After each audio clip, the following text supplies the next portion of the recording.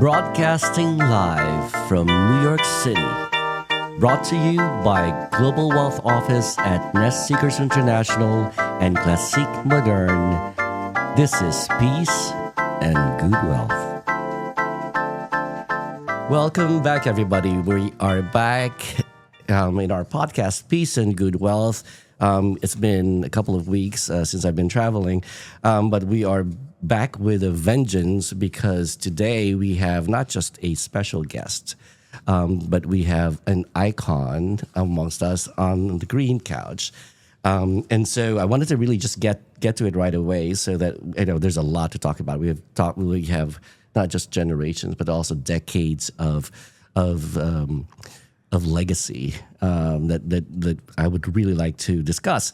And so, but today's guest is an icon whose voice became the heartbeat of a generation.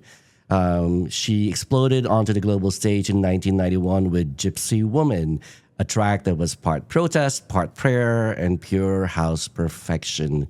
She's been described as a pioneer who's helped shape the sound of the underground and brought it to the world without ever losing sight of its roots in Black, queer, and working class communities. In this conversation, our guest, Crystal Waters, opens up about the origins of her artistry, what house music still means today, and how she stayed centered through the spotlight, the silence, and the resurgence of music. Welcome, Crystal Waters. Oh, thank you for having me. So, let's talk about this is very exciting for me because I've always wanted two things in the podcast. So Peace and Good Wealth really talks about creators and how people have built legacies through the years through their own creative process or personal spiritual journeys.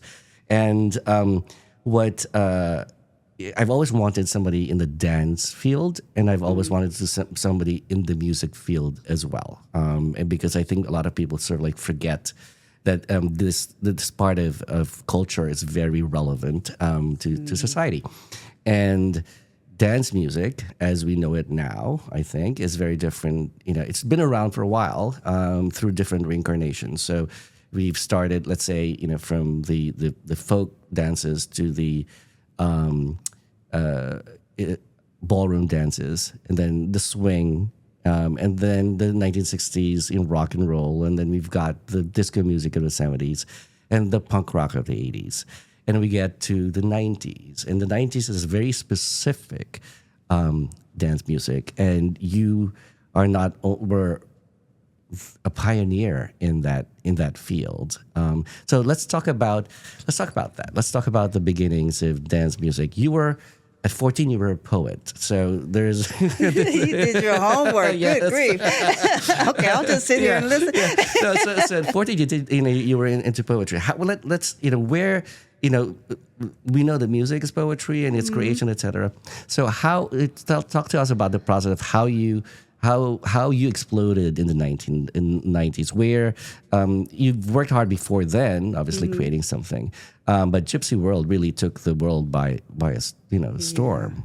Yeah, well, I'll go back a little family history because I come from a jazz music family, which I feel jazz was one of the first dance music genres out there. And so I was always around music. And then, at 14, I used to write a lot of poetry. So to get to dance music, I had started doing music because I started as a background singer, and I was doing more of the jazz Sade thing. And I met the Basement Boys, who were, we didn't call it house music back then. It was just called dance. It was so new.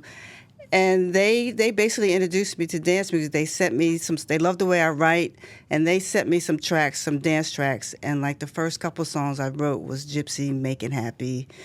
I can't remember the third one, but so that's how I got introduced to dance music. And then I got to New York, and they put me in the Sound Factory with Junior Vasquez, and I sat up on these speakers. I always wanted to sit on these big black speakers because I used to see Madonna was always sitting there. So once I got in there, I got into the club scene, the club culture with the drag queens and the dancers, and it just felt like, this is where I wanted to be because I never really felt I fit in much anywhere until I got there, and that's how it really all started for me. And dance music, as in the beginning, and happily I was alive and during the 70s, 80s, and in the 90s. And you could see really the evolution of from coming in from the jazz world, the R&B world, going into disco and transforming. Little by little, in moving it. Madonna and Janet Jackson had a lot to do, with it in the early part. But there are also the interesting thing about dance music is that it encapsulates a certain period of time.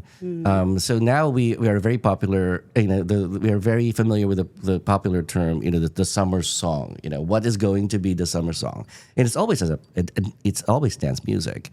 Right, people remember where they were, what summer it was when they were dancing to this, and Gypsy was one of them. We're hearing it, in clips of it in many artists' work, right? Why do you think that is? Why do you think dance music sort of like really connects with different generations? I think dance music, most of it is very uplifting. It's very community centered. I love being in the dance culture because there is a culture. There are people who want to dance and just let it all out and sing. And I think when people hear dance music and think of summer, they kind of go together, like a marriage. It's something happy, uplifting, and I also think that we get a lot of pop music that's over and over, and dance music's a little different. It's a little not the norm. So I think people like that cool song. That's something that's really different.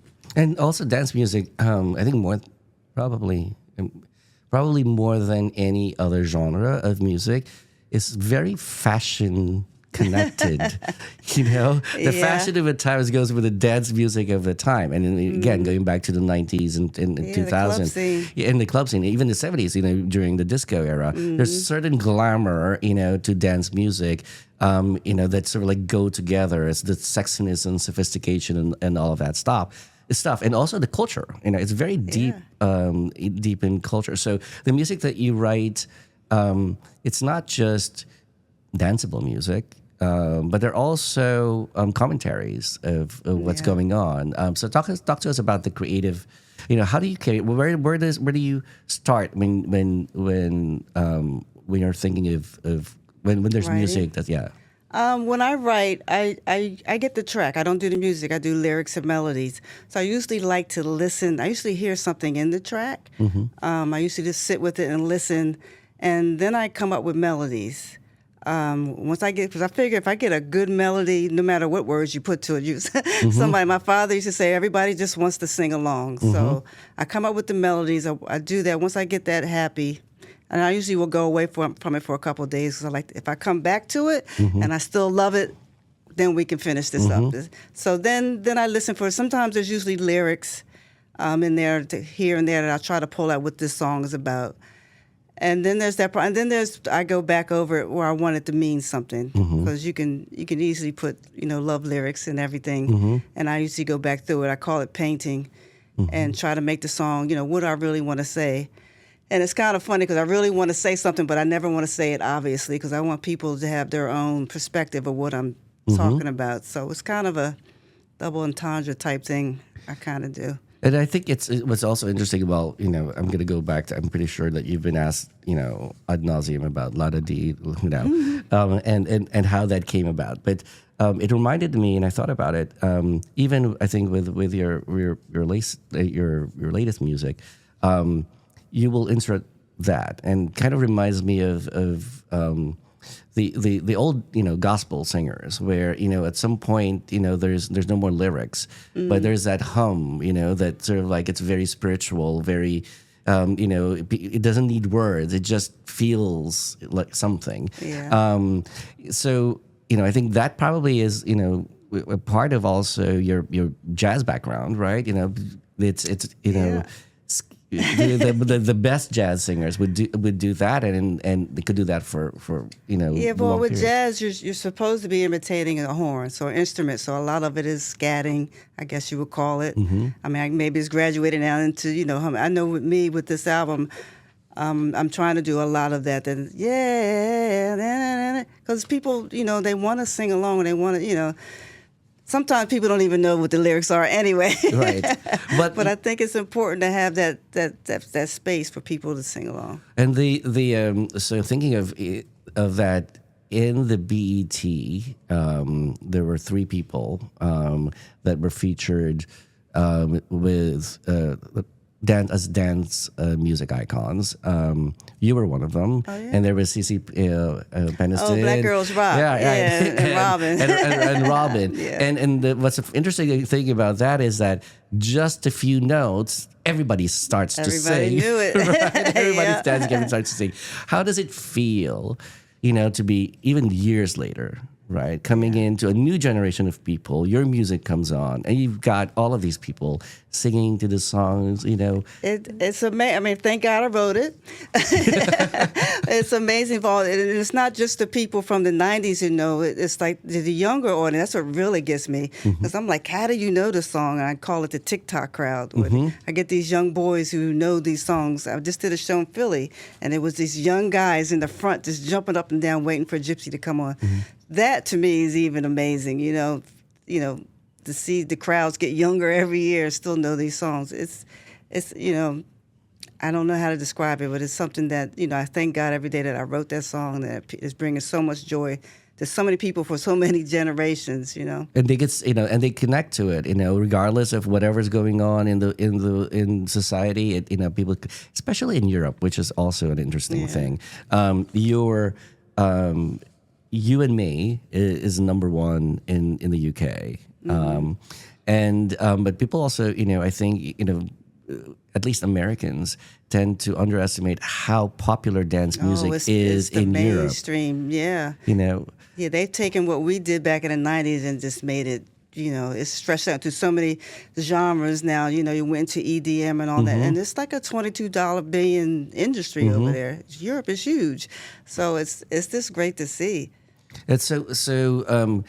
Let's talk about the business part of the industry, right? So I kind of think of music as almost like New York. You've got rivalries, and you've got you have to have grit. It's sometimes it's messy, but also I think you find that entertainers, musicians, songwriters tend to also kind of respect each other.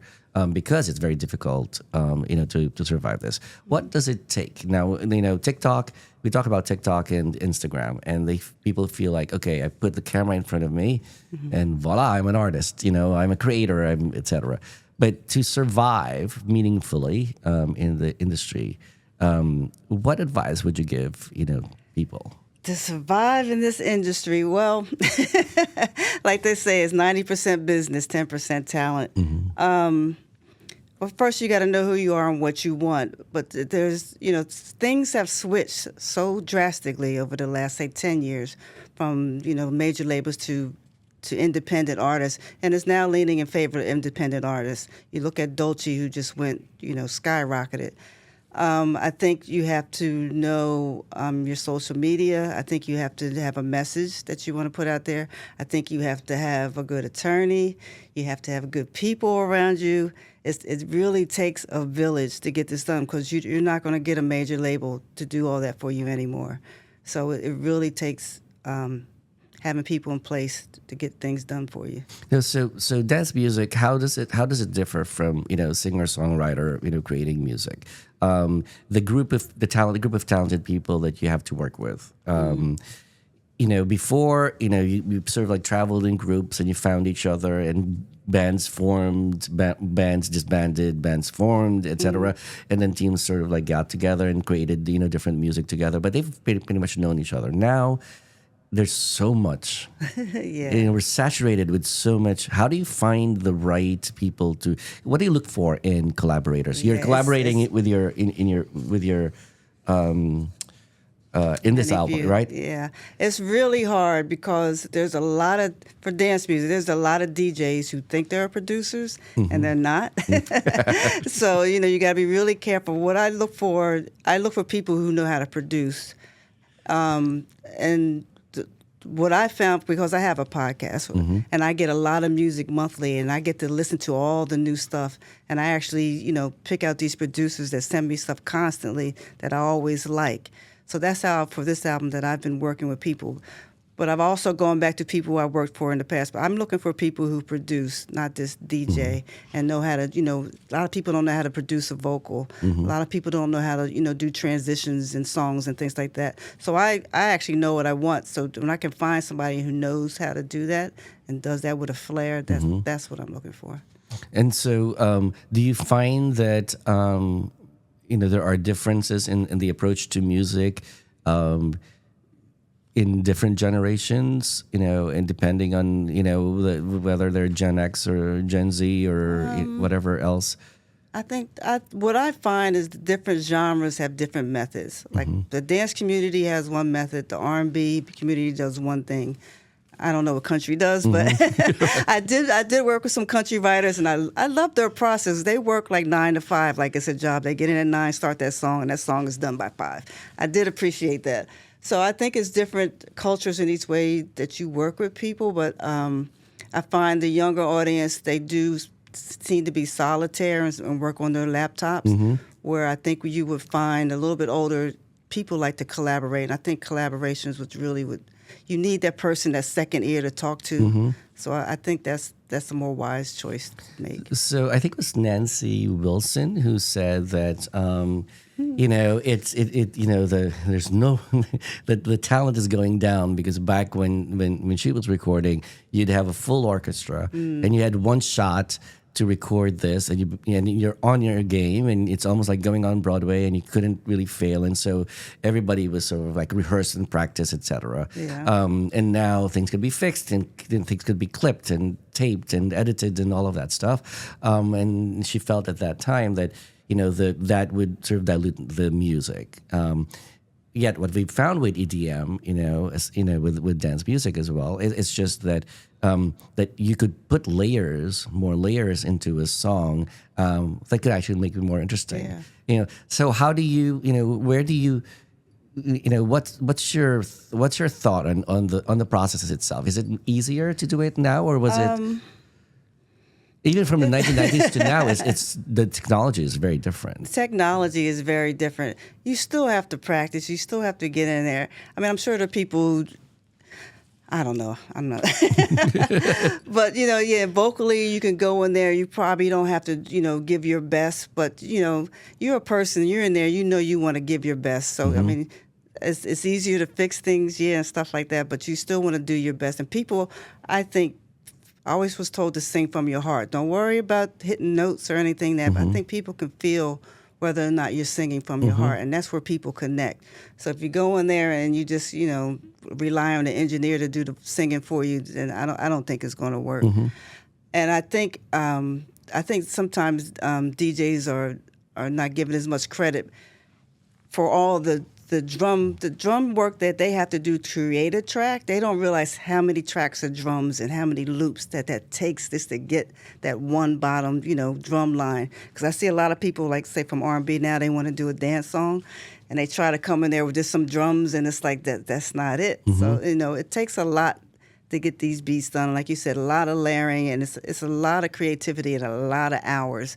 So you can say it's easier, but I think they're considered that one shot. They're taking like 4 or 5 days to get that drum loop right, just to get the song started. So it's. I don't know if it's easier or not. Yeah, it's and also I think it's the easiest thing to take for granted, because when you're dancing, you're almost not hearing it. But the whole point of the dance is that, right? Is the beat. Is the beat, and you can tell when it's wrong. Yeah, and well, Sheila E. is seeing a big resurgence. She was, I think, one of the people who were the least. Who was the most underestimated at the time when she was coming out, even though she had partnered with Prince, because she was a she was a revolutionary. She was also under Prince's shadow. Yeah, exactly. You can't outshine that. Exactly. But the things that she did with Prince, as we get to learn more and more of it, there are a lot of women, I think, who didn't get the credit that they deserved at the time because it was sort of like dismissed as a lesser thing. Dance music was dismissed as a lesser form of art, whereas now I think no one can dispute how significant it is. In our I culture. tell people all the time, when I started, people said it was a fad. They were like, "When are you going to go do real music? This is nothing. You need to go back to work." Stuff like that. Right. But to see it grow and expand all these years and still be here 30 some years later to see it now flourishing, it really does my heart good. I'm so happy that I got in it. And people want more and more and Yeah. more of it, where other, things have gone, fad would have just faded out. But this one is getting more and more and more, even more important. Now, when you did your video, you used artificial intelligence to sort of like do the creation. So let's talk about artificial intelligence a little bit here. So visually speaking, it's easier, I would assume, but probably not as easy because you have to give it some instructions, but you have to create, right? Thousands of videos to make that 1 3-minute. Yeah.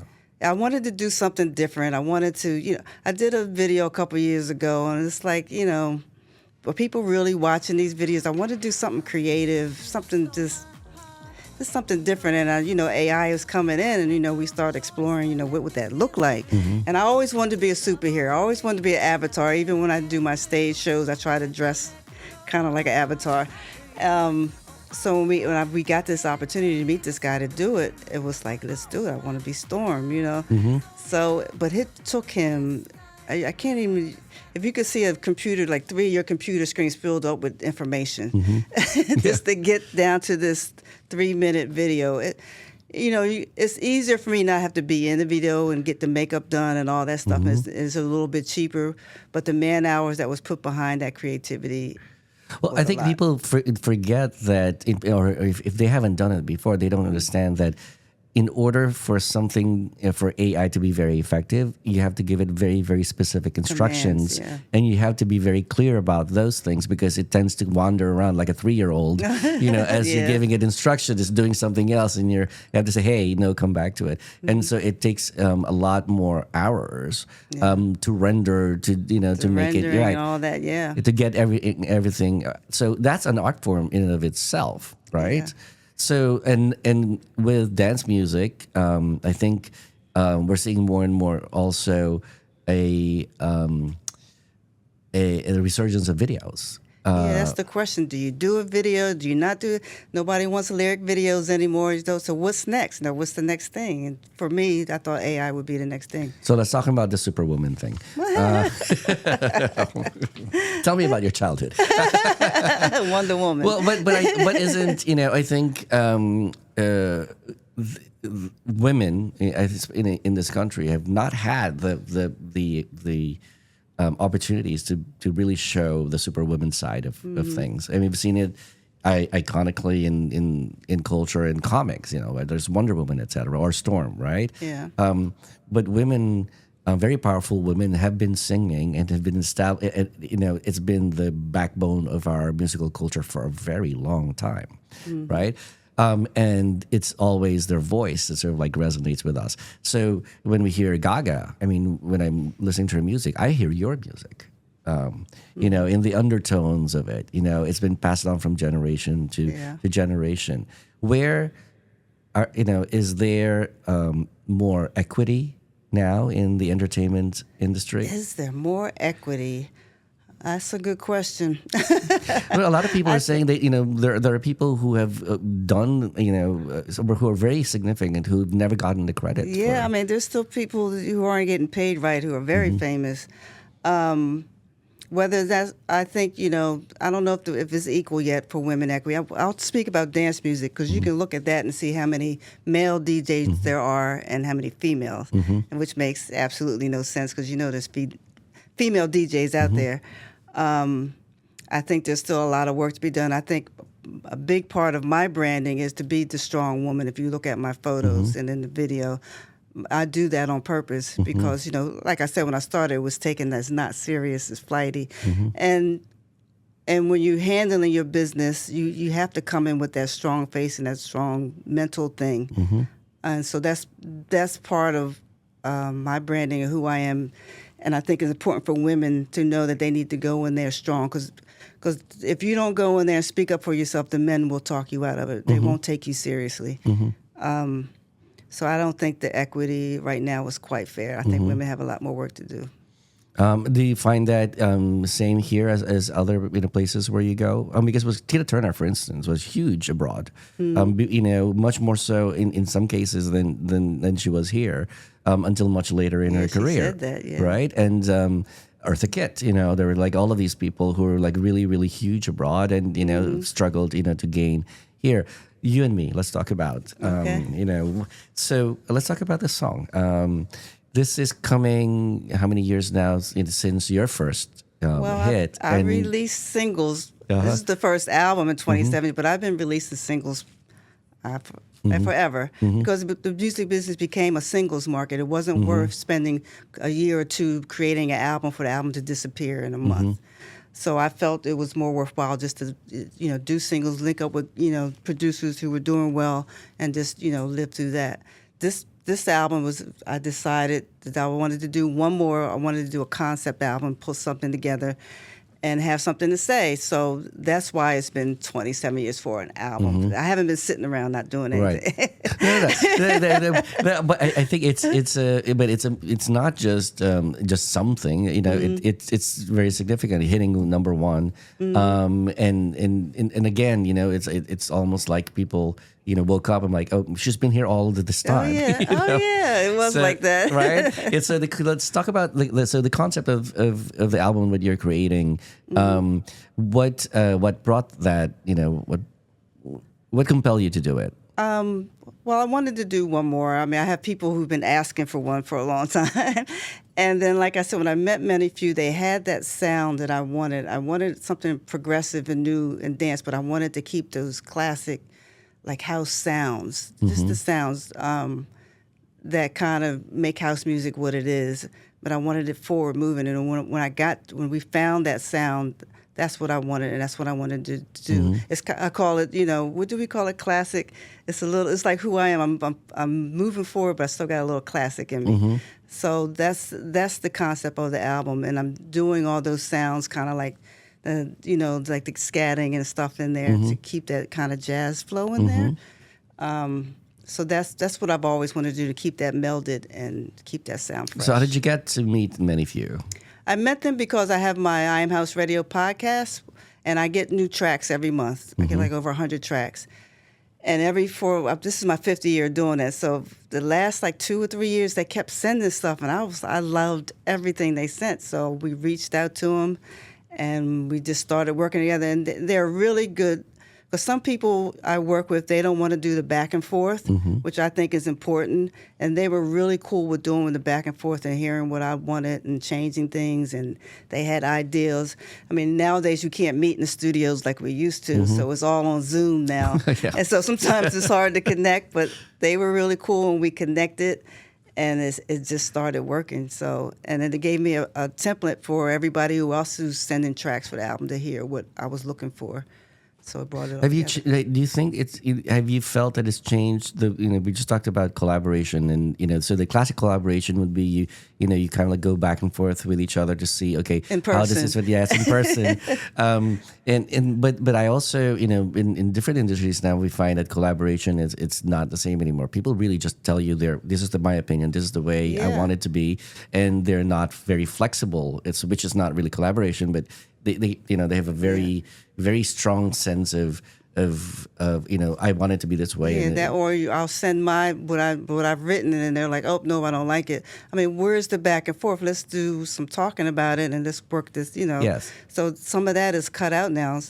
Yeah. Even the greatest musicians and composers, when they collaborated together, they would say, okay, well maybe I could do this, so you could do that, and you can that part. So You and Me is it a love song or is it a rallying cry for us? What is it?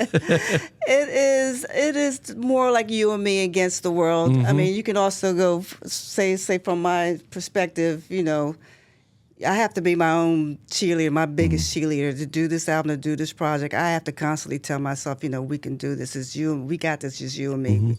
So it's kind of I do a lot of affirmations and spiritual work and stuff like that. So it's kind of, you could say it kind of came out of that because sometimes you gotta talk yourself talk yourself up in the morning. You have to be your biggest fan. You have to be your biggest. I say my biggest cheerleader. It's constant. Crystal, you can do this. You got this. It's gonna be all right. It's constant. Stuff because in this business, they will beat you down. No one's going to believe you unless you believe in yourself. Yes. So if you start to get any doubt, the people around you are going to start to doubt.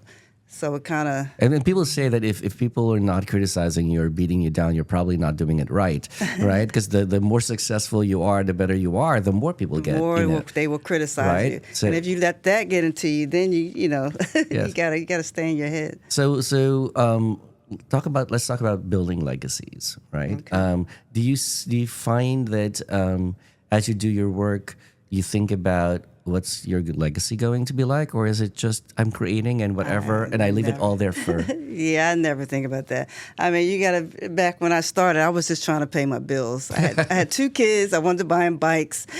That's what I was thinking about. But one of your children is a singer, no? Yes, my daughter, Ella Nicole. So yeah, so now I don't know. I don't think about that at all. I just want to create. So sometimes if you're a songwriter, you notice songs are just in your head. You hear this music, and you have to get it out. I mean, there's been several times where I said I'm not going to do this anymore.